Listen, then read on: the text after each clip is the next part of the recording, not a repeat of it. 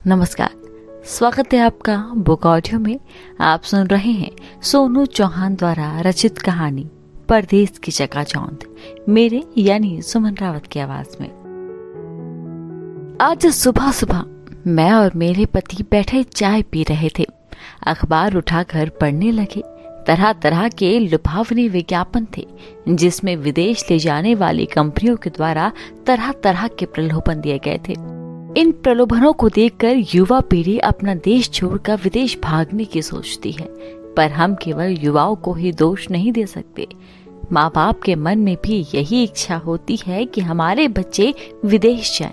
प्रत्यक्ष या अप्रत्यक्ष रूप से वो यही चाहते हैं और उनको बढ़ावा भी देते हैं। पर वहाँ जो बच्चों के साथ होता है या जिस तरह वो अपना जीवन यापन करते हैं, उससे अनभिज्ञ वो सबको यही बताते हैं कि हमारे बच्चे विदेश में हैं और कई लोग खून पसीने की गाढ़ी कमाई से बच्चों को विदेश भेज देते हैं।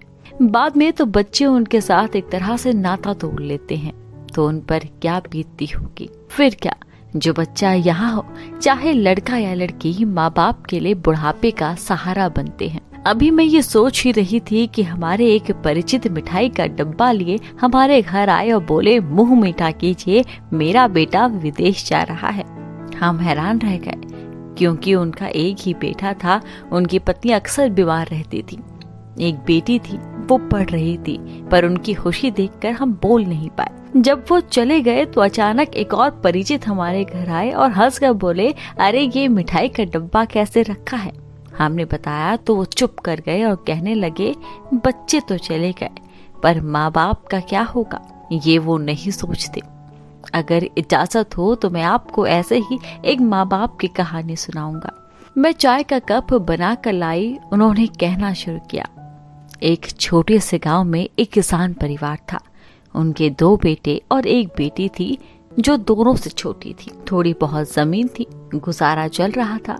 किसान स्वयं अनपढ़ था, मगर उसे बच्चों को पढ़ाने की बड़ी लगन थी। उसने अपने बेटों को अच्छी पढ़ाई करवाई। एक दिन बेटों ने आकर कहा, पिताजी, हमें विदेश में अच्छी नौकरी मिल रही है। हम दोनों चाहते हैं कि हम वहाँ जाकर नौकरी करें, पैसा कमाएं। यहाँ भी आपकी मदद हो जाएगी। गुड़िया की शादी भी हम अच्छे से कर पाएंगे। एक बार तो माँ बाप की ममता जागी। बच्चों को सुखद भविष्य के लिए वो मान गए। थोड़ा बहुत जोड़ कर रखा था, निकाल कर बच्चों को विदेश भेज दिया। दिन गुजरने लगे। पहले हफ्ते में एक पत्र आता, फिर 10 दिन। इस तरह महीना गुजरने लगा। फिर पत्रों का अंतराल बढ़ता ही गया और पत्र आने बंद हो गए। एक दिन छोटे भाई का पत्र आया कि बड़े भाई ने विदेश में बसी लड़की से शादी कर ली। पहले तो सबको धक्का लगा, पर फिर माँ ने लड्डू मंगवाए, मोहल्ले गांव में बंटवाए और गीत गवाए। 6 महीने बाद बड़े भाई का पत्र आया कि छोटे भाई ने भी विदेश में बसी लड़की के साथ शादी कर ली। माँ बाप के सपने खत्म हो गए।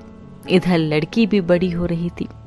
एक दिन बेटी 2 पौधे लेकर आई, एक नीम का और एक बड़ का। बाप ने पूछा, ये क्यों लाई हो? उसने कहा, ये हम अपने बड़े आंगन में लगाएंगे। वो एक तुलसी का पौधा भी लाई।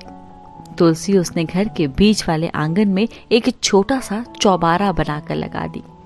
बेटी ने कहा, ये पेड़ हम जरूर लगाएंगे। मेरे स्कूल में पौधे बेचने वाले आए थे, उनसे खरीद कर लाई हूँ। बेटी ने दोनों पेड़ लगा दिए।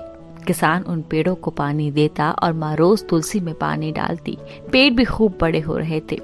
बेटी की कॉलेज की पढ़ाई खत्म हो गई। अब बाप को बेटी के ब्याह की चिंता सताने लगी। उसने बेटी से पत्र लिखवाया कि बेटी की शादी करनी है, तो कुछ पैसों का प्रबंध हो जाता तो अच्छा रहता। जवाब बेटी ने नहीं, उसकी पत्नी ने दिया। उसने लिखा, यहाँ हमारे बहुत खर्चे हैं, हमारा परिवार है, तुम लोग लालच में आकर ऐसी चिट्ठियां लिखते हो। सार ये है कि उसने बहुत ही कड़े लफ्जों में पैसे देने से मना कर दिया।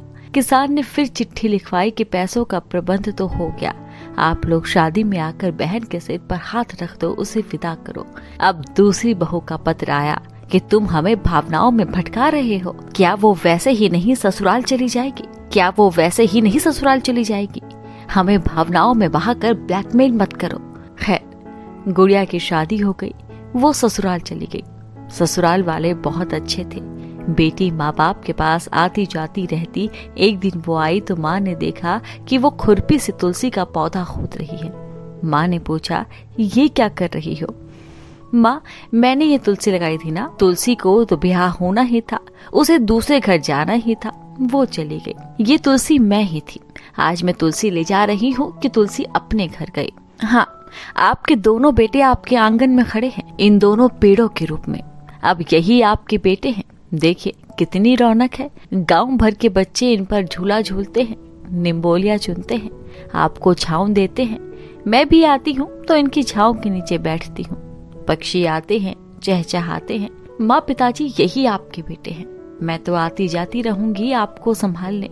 हाँ माँ, एक और बात बता दूं, वो जो चिट्ठियां तुमने संभाल कर आले में रखी है, वो मैं ही जब कॉलेज जाती लिख कर डाल देती, ताकि आपके मन को तसल्ली हो जाए।